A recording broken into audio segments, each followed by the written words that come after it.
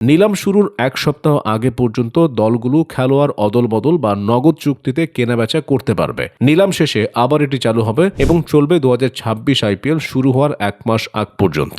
তবে একটি নতুন শর্ত হলো, নিলামে যাদের কেনা হবে তাদের কাউকে আর ট্রেড করা যাবে না। নিলামের পর অস্থিরতা কমানো এবং সিদ্ধান্তকে স্থিতিশীল রাখতেই এই নিয়ম। 2026 নিলামের আগেই ইতিমধ্যে 4টি বড় ট্রেড সম্পন্ন হয়েছে। এর মধ্যে সবচেয়ে আলোচিত হলো রাজস্থান রয়্যালস থেকে সঞ্জু স্যামসনকে বরণ করে নেওয়া। চেন্নাই সুপার কিংস সঞ্জুকে দলে নিতে রাজস্থানকে দিয়েছে 2 তারকা অলরাউন্ডার রবীন্দ্র জাদেজা এবং স্যাম কারেনকে। আইপিএল এর ইতিহাসে এটি সবচেয়ে বড় ও সাহসী ট্রেডগুলোর একটি হিসেবে বিবেচিত হচ্ছে। সঞ্জুর আগ্রাসী ব্যাটিং স্টাইল এবং ম্যাচ ফিনিশিং দক্ষতা চেন্নাইয়ের ব্যাটিং লাইনআপে নতুন সংযোজন হিসেবে দেখা হচ্ছে।